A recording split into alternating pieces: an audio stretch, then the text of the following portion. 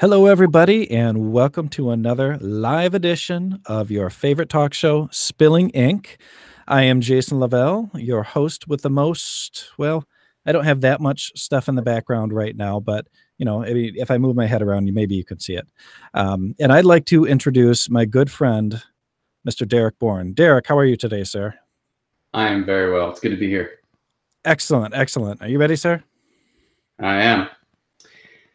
We can show you a world with shiny covers and cool fonts. Tell us, readers, now when did you last get lost in a book? We can open your eyes, take you genre by genre, sci-fi, horror, and fantasy, or an epic time travel ride. It's Spilling Ink, a talk show made for all of you.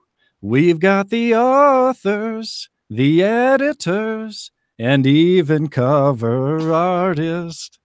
It's Spilling Ink, where we talk books and writing tips. So just sit right back, enjoy our author chat, and don't mind when Jason derails the conversation. It's Spilling Ink. Katie, you and I should have danced. That was beautiful. That was totally impromptu, man. I looked at his face when we were getting going. I was like, man, I feel that man wants to sing. Just came. It was We need a studio recording version of that with you two, because that was brilliant. Well, I know I was perfect. I couldn't hear Derek all that well, but I mean, I feel like I nailed it. You're the best part. All right, guys, welcome to our show. Obviously, this is a super serious talk show about writing and publishing advice and all that good stuff. But there's one thing we can't forget when we're navigating through this complicated business is that we're doing this because we love it, because we want to have fun. So don't ever stop having fun. Before we get going, and I really introduce the guest tonight, I do want to give a shout out to our sponsor, Book Branders. Book Branders is a company that is actually made for indie authors, and they do a lot of the stuff that we really don't want to do, kind of the tough stuff, editing and formatting and web design and just a whole slew of stuff that can be really time consuming. And honestly, if you're like me, it really sucks. Book Branders has package and a la carte solutions to get your book from manuscript to marketing, and they really won't break the bank. I know Katie has worked with them, and she says that they are great people, and they're easy to get a hold of. It is just bookbranders.com, and they'll even send you a free 10-step guide to successful self-publishing. So our wayward captain has finally returned, Miss Katie Solitis. How are you doing tonight? I am well rested and ready to get back at it. I missed you guys. Did you have fun without me? We did a couple shows without you, and while they went great, it wasn't the same because we didn't have your lovely face. I mean, and you are like the heart and soul of this show. Like we are like the Starks, and you're our dire wolf. The whole reason we're there. It's okay. All right, but we have somebody. We have Jason Bourne's third cousin, Mr. Derek Borne here. Derek, how are you tonight, sir? I'm doing well. Remember, the U is removed. Oh, okay.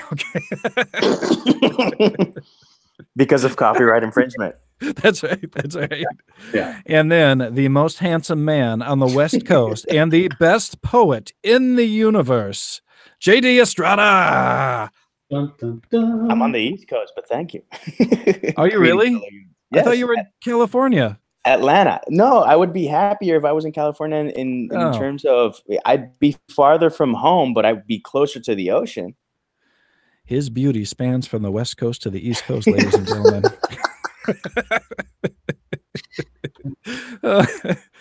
All right. Well, Katie, I got all wrapped up in myself once again. So what are we talking about tonight?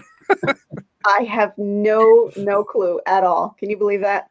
Uh, well, I feel like thanks to Mr. Derek over here, that we may have broken the record for derailment time.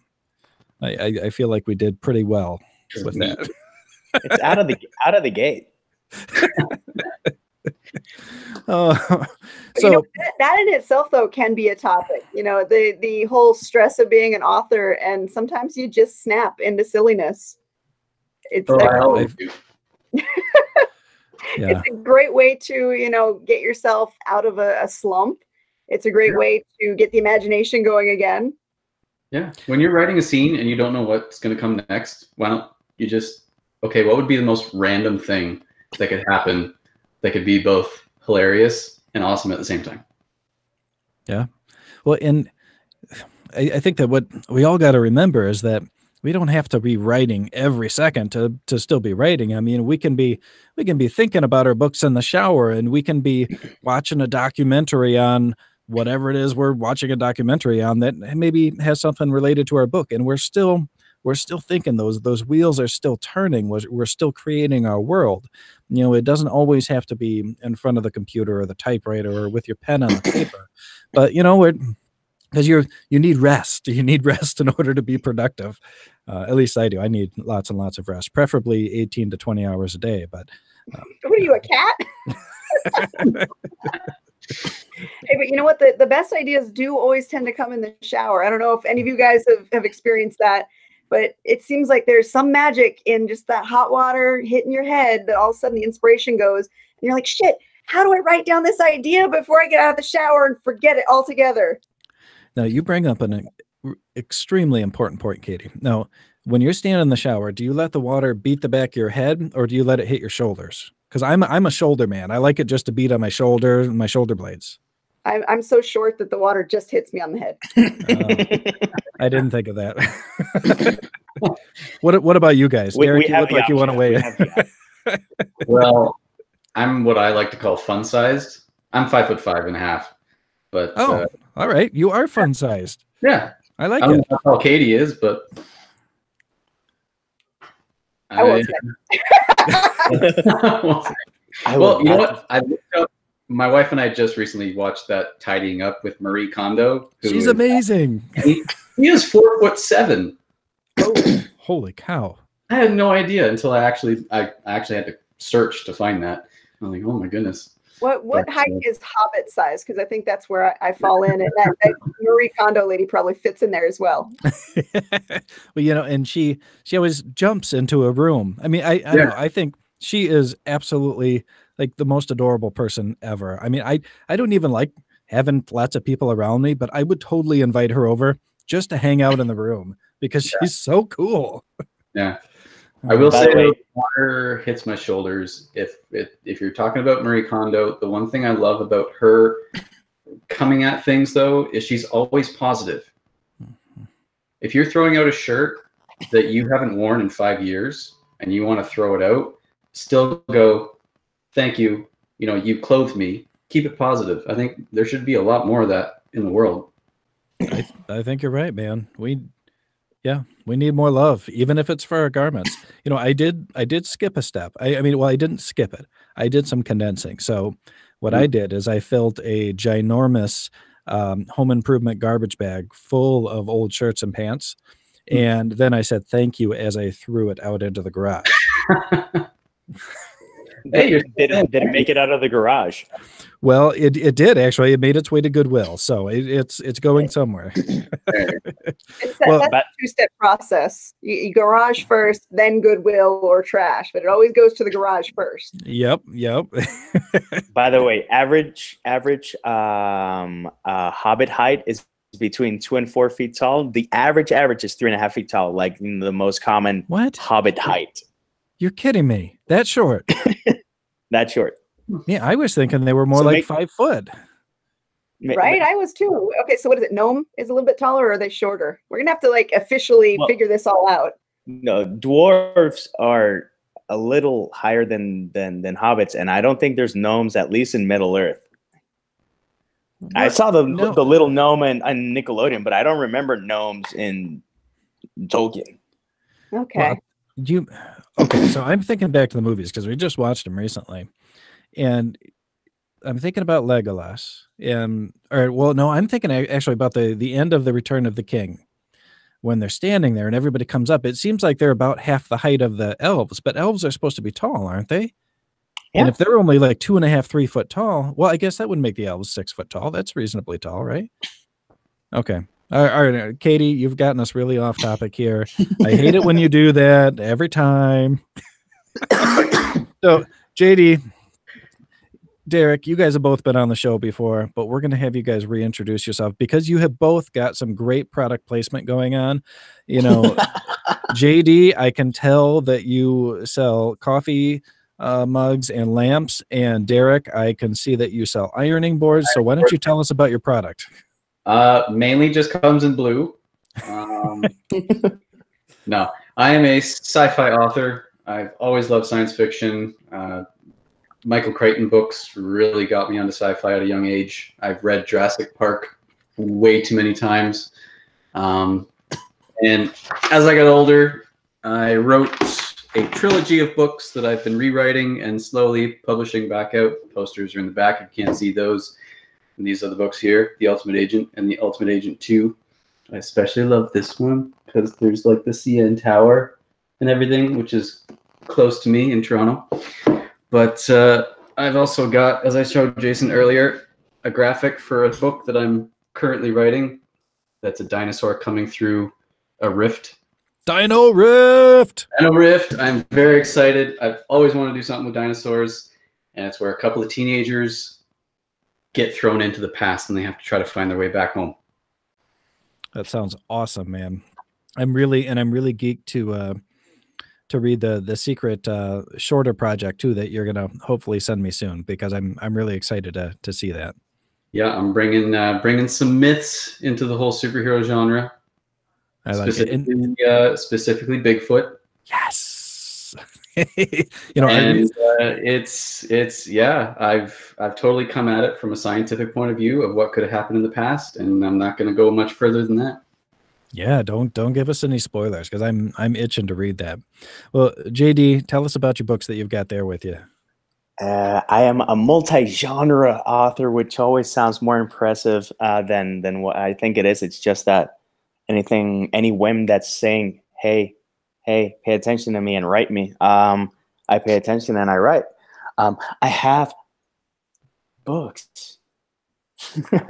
I have the first 2 novels of the Human Cycle, Only Human and Shadow of the Human.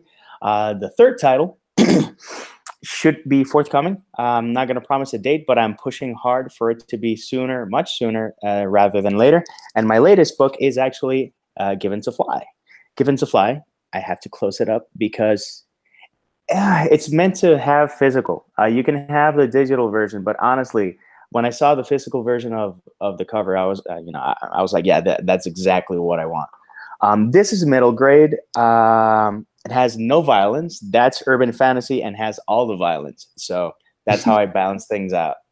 I also write poetry. I also write nonfiction, and I have a bilingual collection that's called 2020, which is English and Spanish. It's got poetry, short stories, essays, and in the middle, dividing one part from the other, is actually a bilingual poem that starts off in one language, starts alternating between English and Spanish, and then finishes in Spanish. And it all rhymes, which was pretty cool. Do you have that book sitting around? I am not sure. Because I'd really like to hear that poem. I think, I'm not sure if you actually asked me to do this in the other show and I didn't have it. I know I asked you to do it on the last show. It's very possible. I still don't have a copy of it. I will be stocking up because I can officially announce that I will be participating not in 1, but 2 Comic-Cons this year. Sweet. Nice. One is I'm going to Puerto Rico, to my beloved Puerto Rico Comic-Con, where I didn't go last year because life is life, and a bit further on, I'm going to be going to the Atlanta Comic-Con, which should be a lot of fun since it's the first time I'm going to have Not the first time I participated in an event, because I was in an author panel last year at Dragon Con, which was pretty cool. Pretty interesting. A lot of people are really hardcore, diehard fans. And, I said that I didn't like midichlorians, and I almost got mugged. What are you thinking? Katie, we got to edit that out. I mean, right now. Push the button. I'm jealous though, because I just applied and I got my rejection from Dragon Con. So I am so jealous right now of you, professionally jealous, but I can't wait to hear what your experience is at Atlanta Comic Con. Could you guys tell me something? Because we've been talking about cons a lot, and my focus has always been, go as press. That way I can talk to all these cool people. How do you go as a panelist or a guest? How does that work from those of you who are Comic-Con veterans? And I've only been to a handful. So teach me here. Somebody teach me. It depends on the convention, to be quite honest, what their requirements are. Dragon Con, for example, actually has an open application period. So you can apply, produce your credentials, and request to be a guest. Some have a contact that you can email. Some are more of a who do you know kind of a thing. It really depends on the conventions. Okay. And now, how did you end up in Atlanta, JD? Not living there, but at the convention to do that. Well, okay, wait, Dragon Con or Atlanta Comic Con? Atlanta Comic Con. Atlanta Comic Con, I went last year, and I really liked what I saw. I wanted to do something where the investment wasn't such a huge risk, because I haven't participated in Dragon Con because a booth there is like $1,200 out of the gate. Wow. And that's without a banner. That's without printing books. That's that's not chump change. And I'm like, I can't afford it, and I'm not going to risk it. Wow. And my wonderful wife just got me her copy of 2020. Give me 1 second. What's your wife's name? Her name is Janellis, but everyone calls her Captain Jane, but you can call her Janellis. Janellis? Oh, well, and she can't hear very me, lovely name. But thank you, Janellis. Let me go get the book, and she can't hear you. She's watching. Oh, wonderful. Hi, Janellis. I am super jelly of you, Janellis, because I've got a big time crush on your hubby. He is just like the sweetest freaking guy. Oh wait, hi, how's it going, JD? Whoa.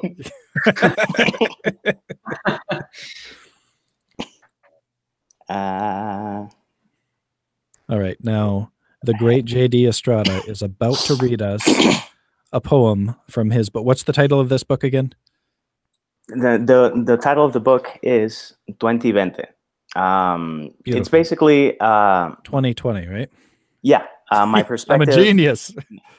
No, but my perspective, my literary perspective, being bilingual, and being fully dominant in English and Spanish, because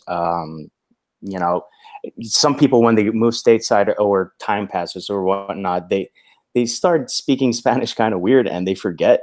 And for me, it's really important to keep my roots in. Although when you hear me talking, it's pretty American.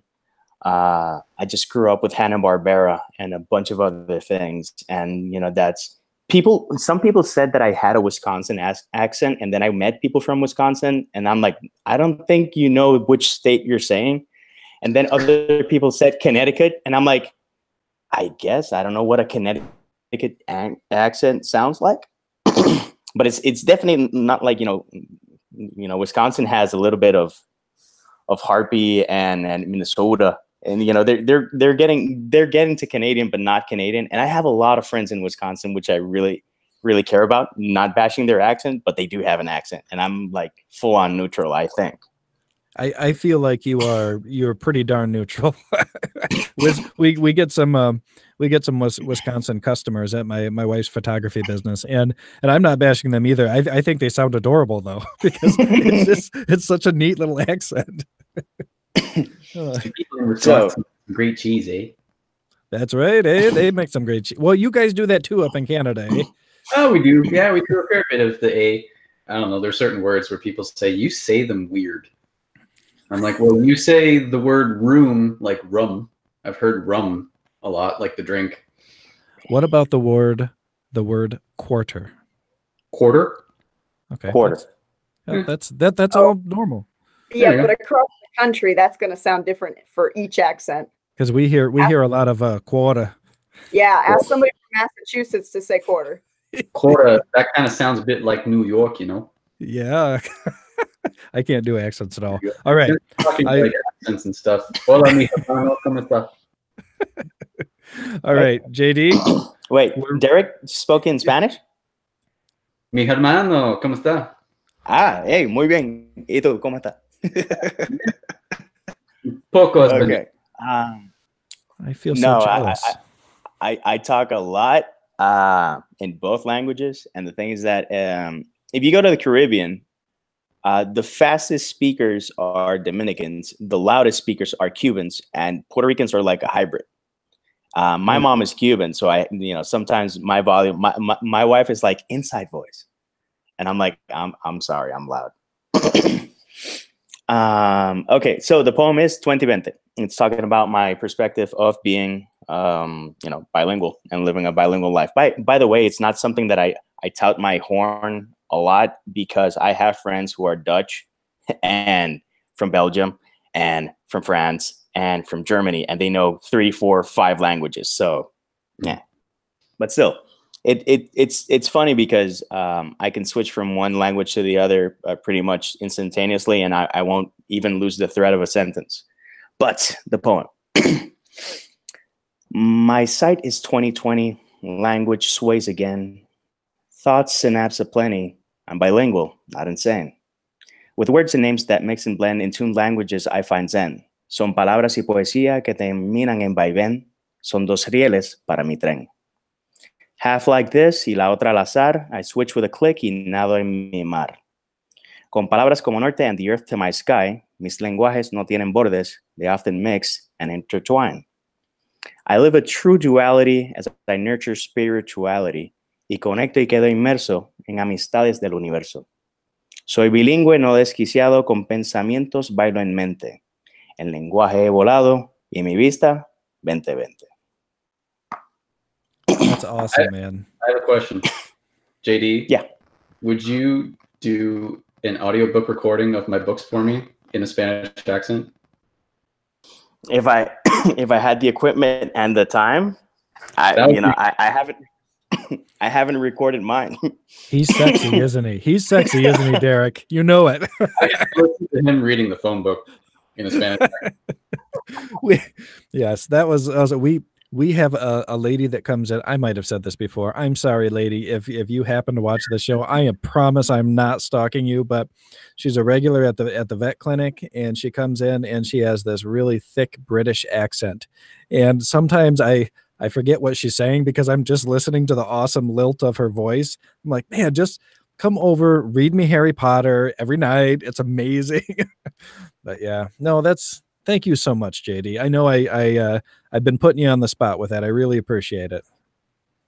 Thank my wife. She got me. She texts me like, which book? And I'm like, I'm bringing out a book, hopefully for the Comic-Con. She's like, no, what book is Jason talking about? And I'm like, oh, 2020. And she's like, I hear the pitter patter outside of the room, and I hear a knock, and then she peeks in, and just drops the book and says, nah, and leaves.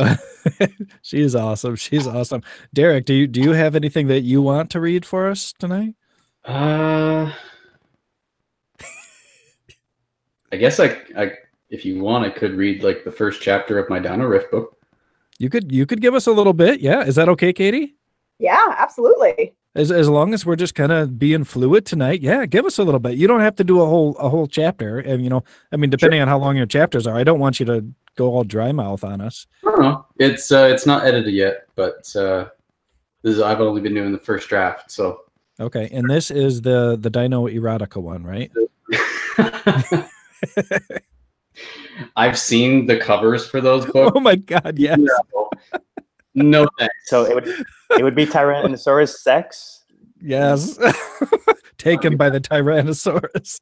I can't scrub those images out of my mind. Oh yeah. One year I sent to a bunch of my my friends that all work at the tattoo gallery who are all tough guys, and then there's me, the weirdo. And I sent them all Chuck Tingle books for Christmas. Yeah. Yeah, Chuck Tingle writes very, very out there erotica. So if you get a chance, look up Chuck Tingle and just read the comments on the books, because they are totally worth it. But anyhow, I digress. Derek, I want to hear the opening scenes of Dino Rift. All right, I might vary my voice a little bit. Copy that. We're armed and ready. The police car careened down the street. In the driver's seat, the police chief munched down half a burger. A quick dinner when a call comes in. Maybe armed, but are we really ready? The rookie, just over a month into the job, shoved the last few of his fries in his mouth. If this really is what they're saying it is, shouldn't we call in the army or something? Maybe. After turning a corner and 2 bites later, the chief licked the hamburger's remains from his fingers. Probably just an overgrown iguana. Less than a minute later, they arrived at the address of the situation. Out in the country, the long dirt driveway led to a white, 2-story farmhouse. 2 fire trucks had congregated with 4 other police cars. No one had left the safety of their vehicles yet. The uniformed men kept a 50-foot space between the house and the closest cars. Didn't think so many people with guns would be afraid of an overgrown iguana. With a smirk, the rookie placed a hand on the door handle once they parked. You never did tell me the full report when you picked me up. All you called it was an unusual disturbance. Caller was the neighbor. The chief checked over his weapon and protective vest. Claims that this guy was seen on the neighbor's property. Had some kind of large pet with him. Dark-haired rookie gave his superior an odd glance. Large pets are a cause for complaint? The blonde chief chuckled. They are when they attack. After saying a quick, silent prayer, the rookie exited the vehicle along with the chief. Waves of blue and red lit up the area, as well as the siding of the house. The mixture of colors added to the strange setting. As the 2 men closed in on the building, the rest of their squad followed suit. None of the outside lights were on the house. About time you boys showed up here. The southern accent came from the right. You the one who called? Chief shined his flashlight on the man. That's right. Tucked under the bearded neighbor's right arm, a hunting rifle made things seem more urgent. Gonna help me put this sucker's animal in the ground? The rookie took a quick look behind. Having 8 others watching his and each other's backs helped ease his mind. Depends. In hopes of getting more details, the chief marched over. Chief Martin Danbury. Can you describe this animal? Unlike anything I've ever seen before. Those 6 words sent a new tension through all the policemen. Danbury pursed his lips. Anything that might help us in figuring out how to take it down? The southerner revealed a crooked grin. It's damn quick. That's it. Now that you know, you'll need to make sure you're quicker. About to travel up the steps to the front porch, the rookie caught a whiff of something. Dang, did something die around here? Squish. A foot-wide pile of dung enveloped his right foot. Oh, you gotta be kidding me, Danbury called over. What are you going on about now, Summerford? Once he removed his foot from the feces, Kevin Summerford cursed under his breath before making a reply. I think I just stepped in a load of, you need to get off my property right now. Everyone snapped to attention as the homeowner exploded from his front door to meet everyone out on the driveway and grass. That's the fella right there. The southerner readied his rifle. His critter shouldn't be too far behind. The homeowner pointed a finger almost in his neighbor's face. Because of you shooting that gun off, it sees you as a threat. The southerner's beard wagged as he countered. That thing was going to make a meal out of my pigs. Of course I was going to shoot it. You idiot, the red-headed man noticed the chief getting ready to split them up. I've been trying to calm it down. Since you shot it in the leg, it views you as a threat to me also. That's why you need to leave. Excuse me, sir. I'm Chief Danbury. Martin turned his flashlight onto the homeowner. What kind of animal are you housing, and are we all in danger here? After some deep breaths, the red-headed nodded. Well, I think it's best if you all, a piercing, otherworldly cry came from inside the White House. The rookie immediately forgot about the pile of stench. What on God's green earth was that? The redhead's arms slackened. Damn. Smash! Glass shattered as a figure wrapped in curtains burst through the front window. Faster than anyone had anticipated, it raced down the front porch steps, knocked over the rookie, and hightailed it into the corn crops to the left of the house. Holy! Danbury rushed over. You okay, Summerford? Standing at the edge of the crops to the right, the southerner put his rifle into position, ready for anything. Told you it was quick. Fine, I'm fine. Summerford hopped back onto his feet. It didn't attack, just winded me more than anything. That's because it could smell you from inside. The redhead stayed aware of the crops, which surrounded the house from the left to the back and all the way around to the right. You're new. So far, you're nothing to fear. Ain't you boys gonna follow that monster? The bearded neighbor kept an eye on the horizon of the wheat crops. Danbury and Summerford stared at each other. Heck no. Kevin kept a tight grip on his handgun. Tall grass and a crazy beast doesn't sound like my kind of adventure. And I'll stop there. Yes. Oh my gosh. I love the different voices. That's awesome. When I was 5 years old, my mom had bought me a tape cassette recorder, and I would just sit there day after day recording. I was a big Robert Munsch fan as a kid, and I would actually retell them from memory and even just make them up as I went. So I love putting voices and everything. Now, knowing that and being able to do the voices, are you going to try and do your own audiobooks? I've been asked that. I wish I had the proper equipment to do it. Like if I had Jason, you look like you're all set up for that kind of thing. I wish I had that set up. I've been I'm starting with collections of short stories, Tales from the Canyons of the Damned, and I've got 2 done. There's 2 out there, and they passed all the scary part is passing the Audible requirements, because it used to be you could hire anybody to read an audiobook for you, and boom, they put it up. But now they're super strict, so you've got to have it so it's so damn quiet. I mean, there's like 0 room for error. But yeah, man, stick a little condenser mic in front of you, and holy crap, man, you could clean up. I mean, you are damn good. I was showing them earlier. I bought one of these guys off Amazon. Oh, that's beautiful. But, I mean, it does the job. What microphone is that? I don't know. I found it on Amazon, and I forget what it's called. But it was only like $5. Only like what? $25. That's not bad at all. Do you know if that's a dynamic or a condenser? It doesn't actually say a name on it, actually. Okay. I have to look in the manual again. Well, I'll do a. This is a quick. This is not me trying to be a know-it-all. It's only because I did God knows oodles of research on this. But a dynamic mic is a mic that doesn't need power, so it's operated based on the vibrations of your voice into the microphone. A condenser mic like this one needs power so that it can amplify everything.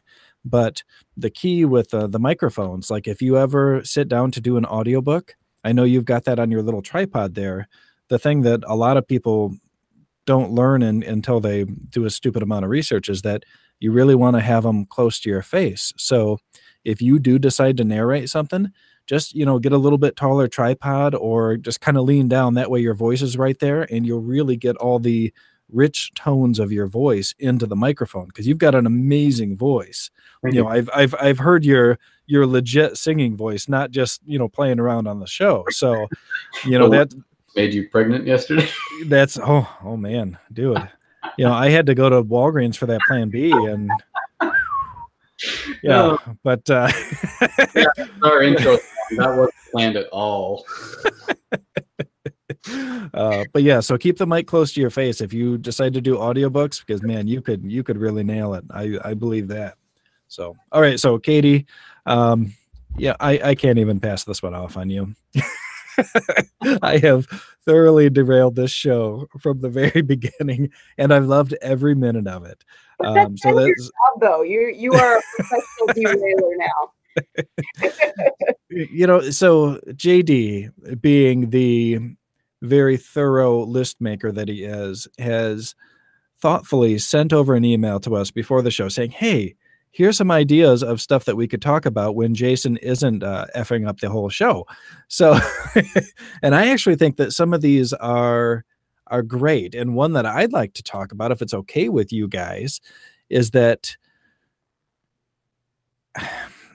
how much of us should we put in our stories? And this is a very good question, and it kind of reaches beyond the obvious, how much of my character is going into my stories, how much of my religious beliefs are going into my stories, how much of my political beliefs are going into my stories, how much of my wife is going into my stories.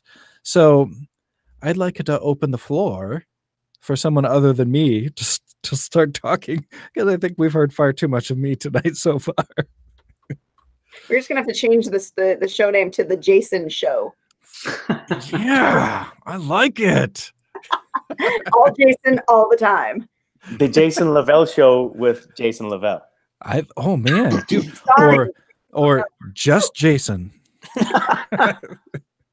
Oh no, he's going into single name territory. We've got full diva now. He's gonna make in jazz hands. Yeah. Oh, all right. So somebody take the floor. I'm let's do eeny, meeny, miny, mo. Eeny, meeny, miny, mo. Catch a tiger by his toe. If he hollers, let him go. Eeny, meeny, miny. JD. JD, you are I'll answer my own question. It never gets to a point where it's autobiographical, but I do include a lot of who I am and what I've lived, because you're supposed to write what you know. And if anyone's read Only Human, they're gonna ask, so you've had a foursome? No, that was actually an inside joke for me that what is happening here? Okay. Did you guys see Bram Stoker's Dracula or read the book, The Wives? Yes. That whole scene was a bit like, what the hell? I saw that movie when I was a teen, so it's me riffing off that. But getting serious, a character's based on my wife, character's based on mom. There's actually my literary representation. It's something that I read in high school. A guy put himself in a book, being all meta and shit. I wanted to do that, and the literary version of me is Fayed Odstein. Fate, if it looks like fate, and Odstein is an anagram for destino, which is destiny related. So I'm even in my books. I love Easter eggs and the things that if people like Ready Player One because it's got a lot of 80s Easter eggs, my Easter eggs are like full on from the 90s and 90s bands and 90s rock. Not all of them, but a lot of them. I do have mentions of Jimi Hendrix. There's a character based on a Whole Lotta Rosie from AC/DC. Yeah. There's Rosie is in Shadow of a Human. But people who know me and know the music that I love, they're gonna go like, oh, I saw that one, I saw that one, I saw that one. But there's also more obscure ones, and I like getting obscure. I can't hear you. You got like a fourth of the cough. I tried to mute it so I didn't blast everyone's ears. But in terms of poetry, I do talk a lot about my beliefs, about equality, about feminism, about dangers of superficiality, and even social media, depending on the collection that you pick up. And I also have poems about a cantaloupe and cheese and beer and tea and wine and etc. Because why not? I like putting a lot of myself in the books because I'd rather be someone's favorite author than the best writer someone's ever written, if that makes sense. I want someone to go like, that book wasn't perfect, but damn, it made me smile, or it made me laugh, it made me think. And if I achieve that by putting a big slice of me in what I write. I think you're spot on with that, man. And I just sent out my newsletter or blog or whatever it is you want to call it today, and I kind of talked about that a little bit, not trying to be the best or appeal to everyone, but appeal to those people that can love you and be yourself. And one of our chat correspondents here, Amanda, asked, "Don't all authors put pieces of themselves into their work?" And Josh, Josh Robertson, who I think most of us know, said, I think that we all do. Our characters aren't necessarily based on anyone in particular, but there are pieces of them in there, and I think that's right. And one thing that I find myself doing, because most of my characters are female, and I've obviously not female, but I try to write my characters into the people I wish I was, the qualities that I wish that I could express more or that I could have more of. And so I think that is the way I put myself into my characters, that, I wish that I was strong in this way, or, I wish that I had the courage to do this. And in a way, I'm living through them, so they pick up my faults and they become their strengths. And a lot of my characters are based on my wife, have big pieces of her personality, because she is a fierce, extremely intelligent person who really takes no shit. And I absolutely love that in our strong female characters, that they don't need men, they don't need help, they're not dependent on anyone, they're just out there kicking ass and doing their thing. So, while I might not personally be in my books, I think that some of my hopes and fears are in them for sure. What about you, Derek? I was actually going to say, I'd like to hear what Katie has to say. Oh, Katie, the Captain K. Just throw me under the bus here. I'm just enjoying smiling and nodding and agreeing with everything y'all say. So, sure. No, JD brought up a good point with the Dracula analogy, with the 4 women, the wives, and writing like a foursome scene. And that kind of goes along with that whole write what you know, but there's a step beyond that. It's not just write what you know, it's adapt what you know to what you're writing. So, for instance, my first book series, the Immortalis series, I was writing essentially Vampires 101, and one of the main tropes of vampires is the bloodlust and how controlling it is of that new vampire. I don't know what bloodlust is, but I have a knowledge of addiction. I understand that need to do something, knowing that it might not be acceptable, it might not be good, it might not be healthy. I know what addiction feels like, and I can write bloodlust adapted from my knowledge of addiction. And that way I can create something that I don't know about, but something that readers can grasp onto as well. So that extra step, it's not exactly writing yourself into the story, but writing elements that you know into a story. Are any of us going to tackle the mechanics of the foursome, or is that not during the show that we talk about that? Because that's after hours. Because I don't understand how that would work. But okay. No Of course, that's all Jason heard of that entire thing. Wait, were we talking about something else? It's like, Katie, I see what you're telling. That's a great point. But what about the foursome? And in about 20 minutes time, man, Derek, I love but can we go back to the foursome?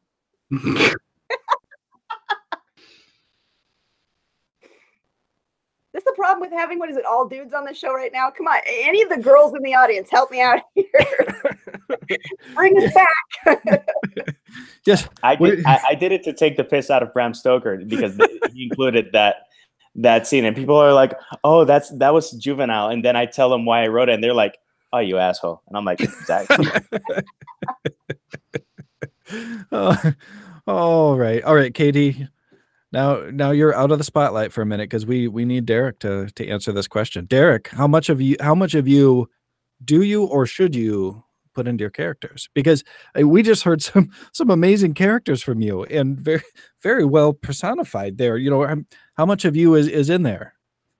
I've actually had quite a few readers say to me, I've seen little bits of you in each of your characters, even in my superhero series.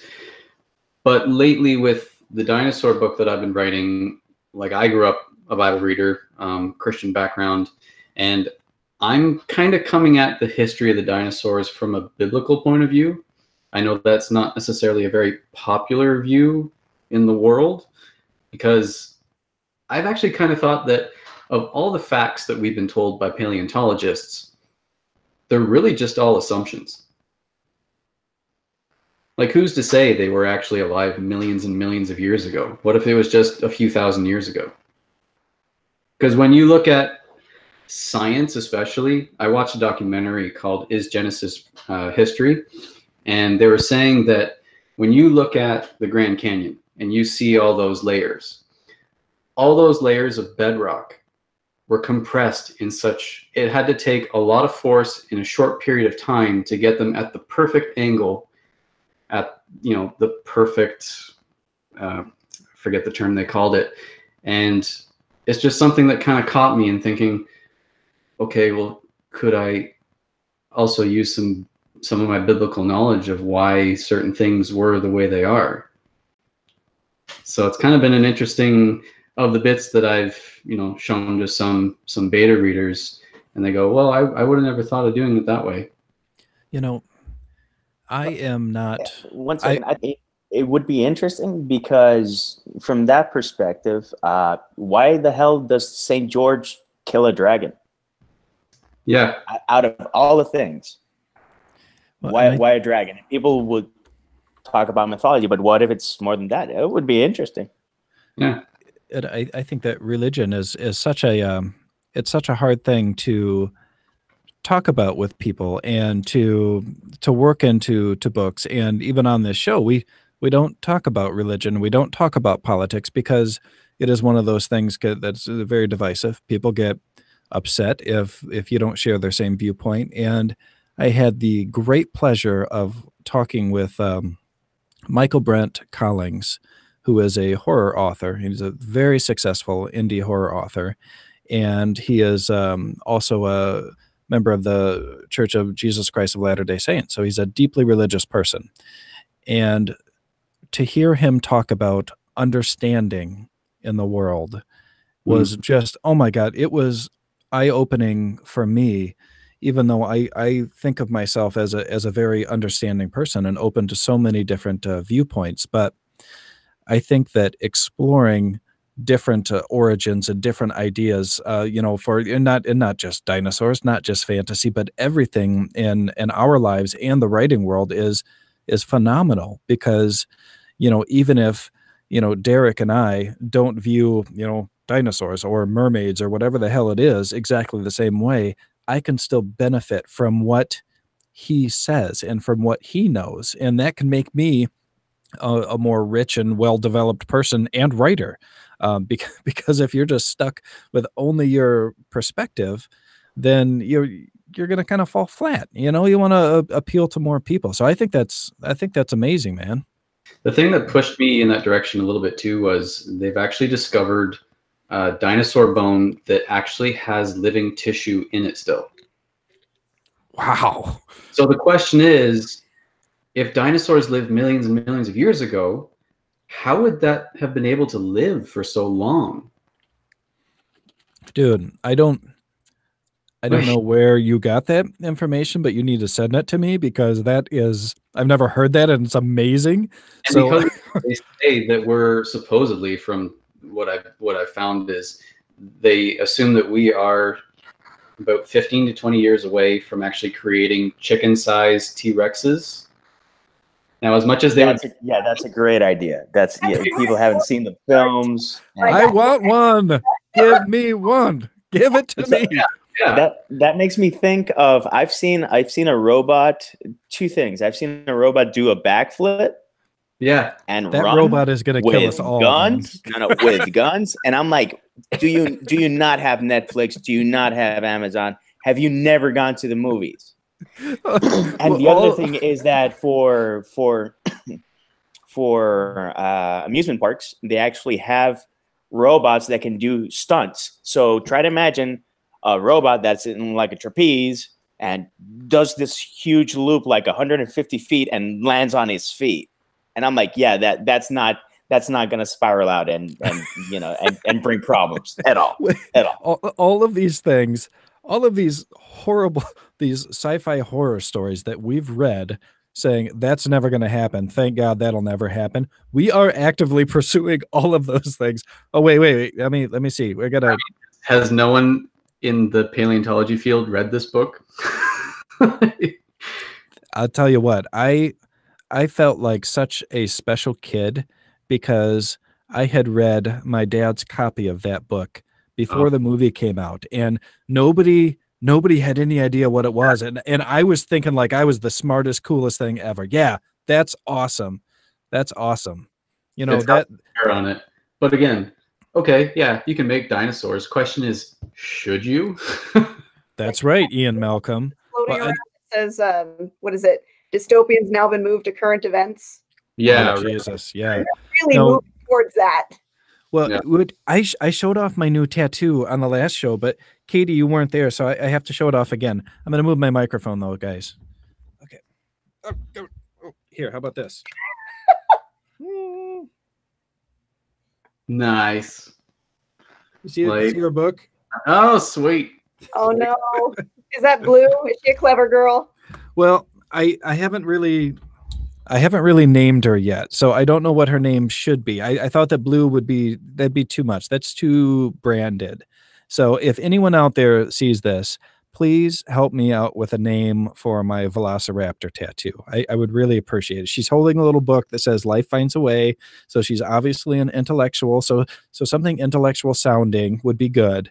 But yeah, also something awesome and sexy and badass, of course. So anyhow, Katie, take it away. You have time to get a new tattoo. Jesus. Look at this. I was gone for 2 weeks. If you want to go alliteration, Val the Velociraptor. Val the Velociraptor. I don't know. Val, you know who I think of as Val Kilmer. Okay. And, well, he was great in a couple movies. I don't know if I want that. I don't know. I feel like my tattoos are kind of okay. So this is like the only manly thing about me. I always refer to cars as ladies. I always give them female and the penis. Well, there's something you guys no. I have 4 kids, so unfortunately it is there. But no, but all my tattoos are girls, and I know it's just ink that's stuck under my skin, but I always refer to them as ladies. They're all my girls all over me. So they always give them female names. I don't know, maybe that's a little wacky, I guess. Ooh, Amanda says Vanessa the Velociraptor. That's pretty good. I like that. I didn't know whether I should go with the Velociraptor or the Raptor, because if it's just the Raptor, you could go, I don't know, some name that starts with R. Regina the Raptor. I don't know, but I do like Vanessa. That's a good name. She sounds smart. Nessie for short. Nessie. Josh, I refer to cars by colors. Okay, all right, I got that, Josh. But Josh, you don't need to do manly things because you are like the manliest looking man I know. I'm talking about Joshua Robertson. If you guys haven't seen Joshua Robertson, he kind of looks like a statue of Adonis with his giant black beard on him and this huge gamer headset at all times. I think, do you sleep in the headset? No. Oh, and Go Indy Now says Rochelle the Raptor. Man, you guys are much more creative than I am. You guys are selling books, aren't you? I'm not selling books. Maybe this is why. My wife says or Dinora. Dinora? Okay. I like it. I like it. There you go. You are intimidating, Joshua. All right, Katie. I feel like I did pretty good with this one. I feel like I stayed on track with that topic, right?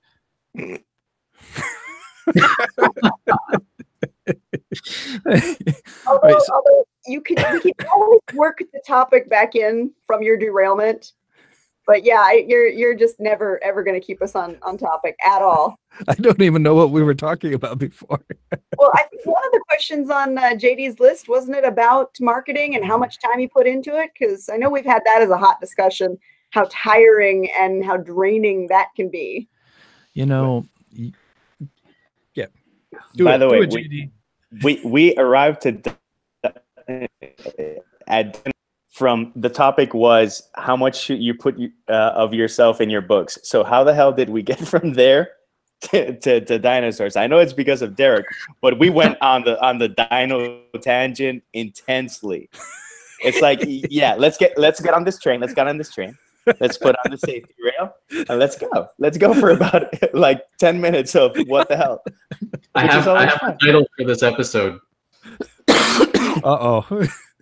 Jason finds a way. Yes. I like it. Dude, Katie, I vote to bring Derek on board for creating titles for our episodes. I like that. Now, speaking of creating titles, are you going to do teach Jason something? What do you call it now? Oh yeah, teach me something. Oh, you know what?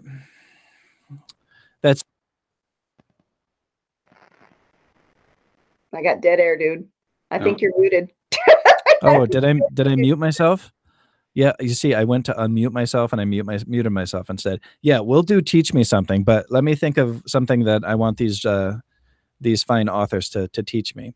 In the meantime, you think of something smart to talk about. I like Ramona the Raptor. I'm looking at our live chat right now. There's great names in here.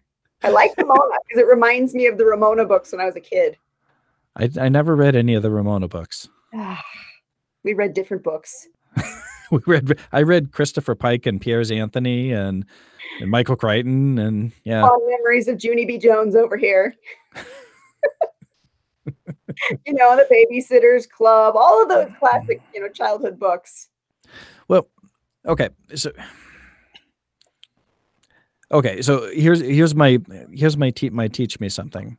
And this teach me something is actually pulled right from this fabulous list given to us by the J.D. Estrada. So, for you, what makes a good writing session a good writing session? What makes it successful in your eyes? That's a good question. Anyone can answer. I feel like when you've properly put something on the page that comes straight from your heart, I would say that's a good writing session for me. When I can write something down and be able to read it to my wife, who is my first editor, and either make her cry internally, or as I'm reading it, I'll start crying. If it's an emotional scene, yeah. That's a Which just happened the other night. That's a great feeling, man. Yeah. If you can make them cry or, huddle in the closet in fear. I mean, that's awesome. Yeah. JD, what do you think, man?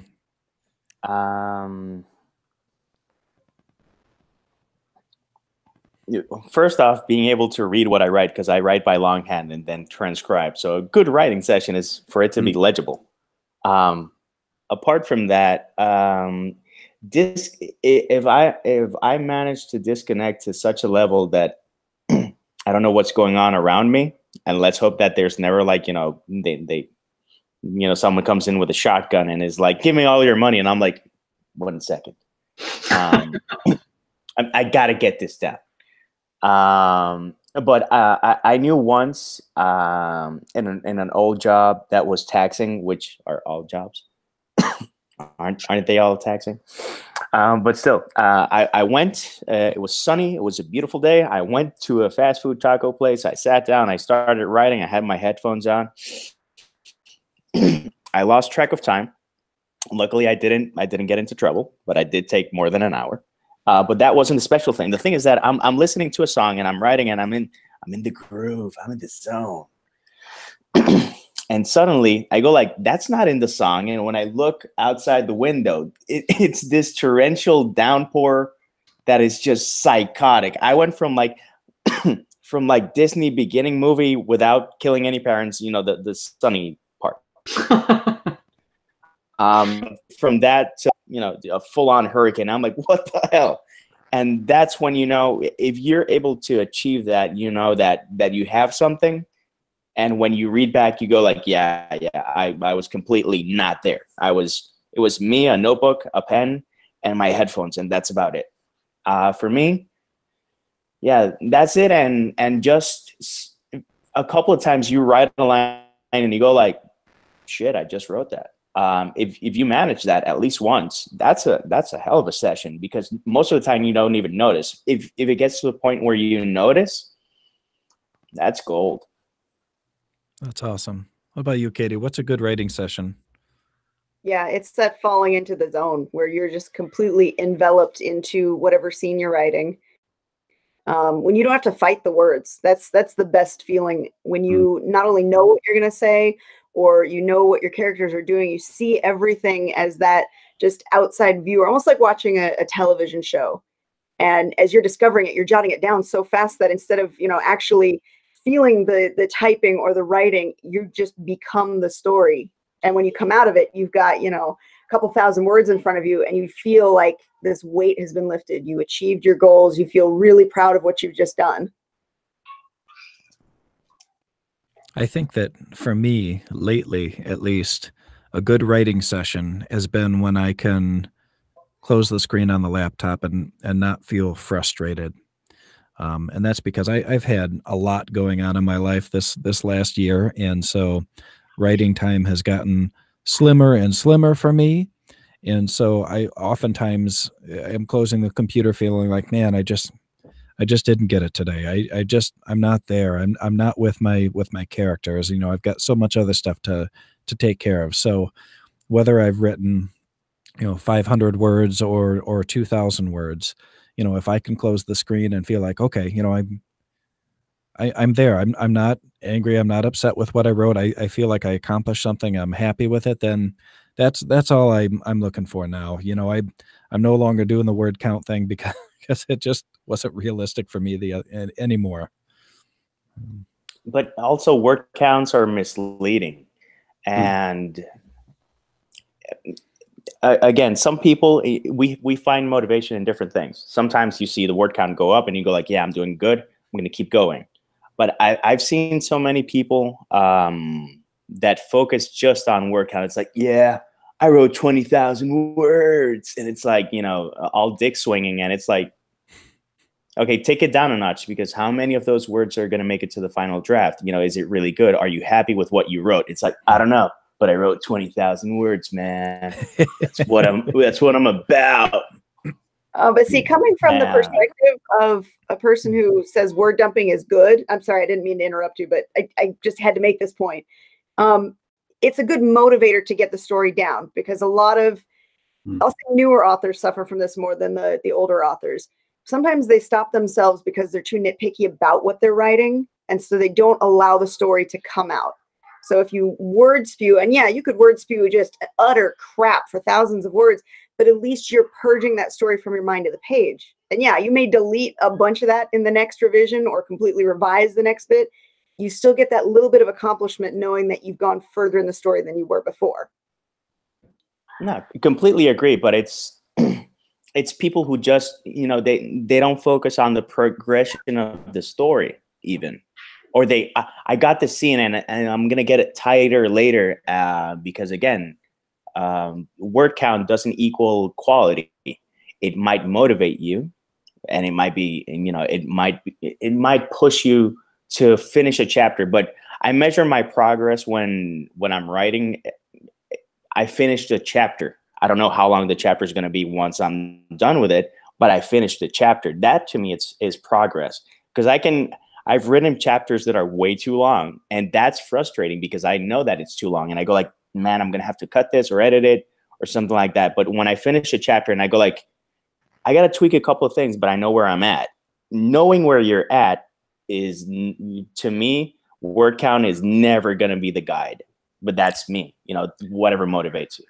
Well, yeah, and that's, everybody's got their own way. That's actually, that's an excellent thing for our viewers, especially the newer authors, to hear, is that there's no one right way to do it. We all have our ways of getting to the end of the story, as long as we do get to the end of the story.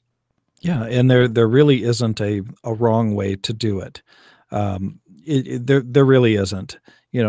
Katie's first drafts are likely far different than mine, because Katie, you told me once that your first drafts are mostly dialogue, and you're ripping through the story, getting the story down, and then your first revision pass, that's when you're starting to add the meat. Whereas for me, I'm trying to add everything at once. So my first drafts are way, way, way slower.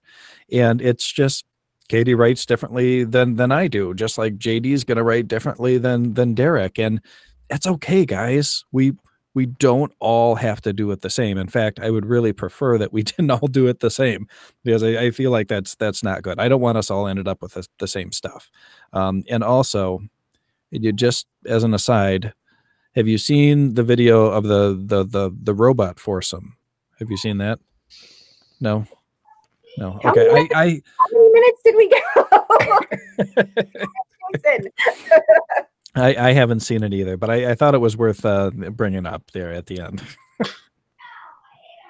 And on that note,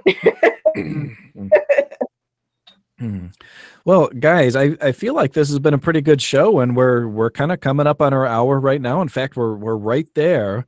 But before we sign off, I want to give you guys a chance to kind of pimp out your newest work you've got going on. So, who wants to go first? JD can go first. Okay.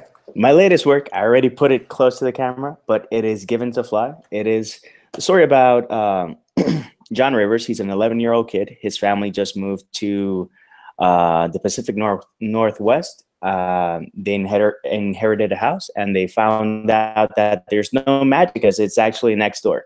It's very whimsical. It's middle grade. My first full middle grade novel, because I do have a short story collection that's middle grade.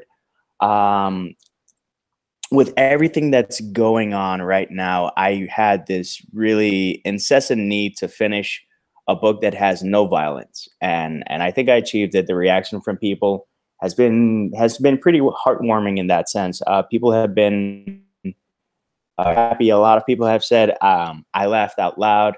I was able to go to sleep calm and happy and warm and fuzzy. And I'm like, if that's not what you want to achieve with that book, I don't know what is. So that's the latest book. More to come. It's actually the first what I call adventure novel, because as I was writing, I'm like, I'm gonna have to do more of these. It's just seeing how far you can take your imagination, and I wanted something throwback in the sense of Alice in Wonderland and Peter Pan, but without the violence, because both of those stories actually have quite a bit of violence. Awesome. And for me, as you heard me read, the Dino Rift is the story that I've been working on. Other than that, as was mentioned earlier as well, only a few people had known actually until tonight that I'm doing a Bigfoot files, because there's a 6-month time gap between my first book and second book. So I'm kind of just doing some short story mini missions because they are superhero spies.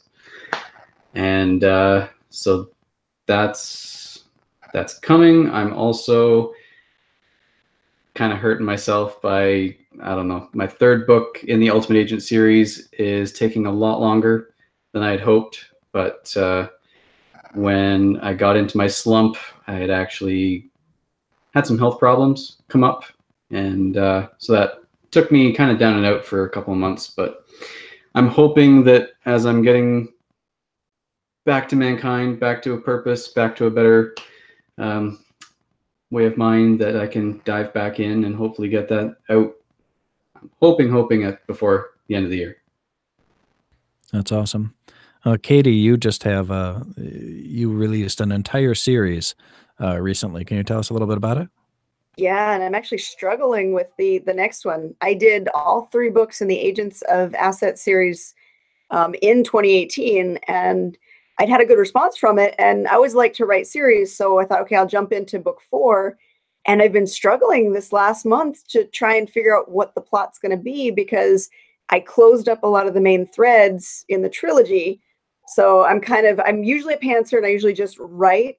But in this instance, I've set up so much of the world that I have to follow the rules. And now that I have to follow the rules and where these characters are in their relationships and the new arcs that they have to follow, it's taken me a lot more to figure out where that next step's going to be in the story. So I'm kind of beating my head against the wall, figuring out the next plot. You know, I'd love to read a Doctor Who fan fiction from you. I think that would be awesome. That would be fun to write. I love Doctor Who, and one of the things I've said it before on this show. One of my favorite things about Doctor Who is that while it's sci-fi, it's that softer, funnier, doesn't take itself too seriously sci-fi, which makes it more enjoyable, I think. Yeah. Yeah, and I think it makes it more appealing for a wider audience. You know, even me, and I love the sci-fi that's more like Michael Crichton, where there's fun fiction in there, but there's also some hard science behind it, or at least what could be hard science, you know, because a lot of it he came up with himself. But yeah, I love Doctor Who, huge fan, and I don't have anything new to talk about right now book wise, but you know, we've talked a couple times on the show that I'm producing a new podcast right now, and it's all going to be all about stories, and I am narrating stories during the podcast and actually having the artist on to talk about those stories and their lives, and it's going to be a lot of fun. But more on that, that'll get released in March, so I'll make a big announcement about then. But in the meantime, it's been, yeah. I was going to say, because we did our musical number in the beginning, I think you and I should just start writing music parodies, because I think we've struck gold so far. I 100% agree with you, Derek. I'm gonna draw up some paperwork, and I'll have my people send that to your people. Perfect. I want a studio version of that intro song from the book. You will do it. I want it on my desk within a month. Well, we're gonna have to have Derek come down to Michigan. You're not that far from Michigan if you're by Toronto. Really? No. Oh, yeah. Hop on the Amtrak and cruise down here. Yeah. So or if I get a hold of my super spies, I can grab one of their teleporters. So yes, hell yeah. All right, guys. Well, thank you so much for joining us on another episode of Spilling Ink. It was wonderful to have you. If you enjoyed the show, click the little like button or subscribe. That way, when we come back on, it's going to send you a little notification. Say, hey, the crazy people are back on again, and you should go watch it. But until next time, we love you. Thank you to everyone who joined us tonight. Have a good night.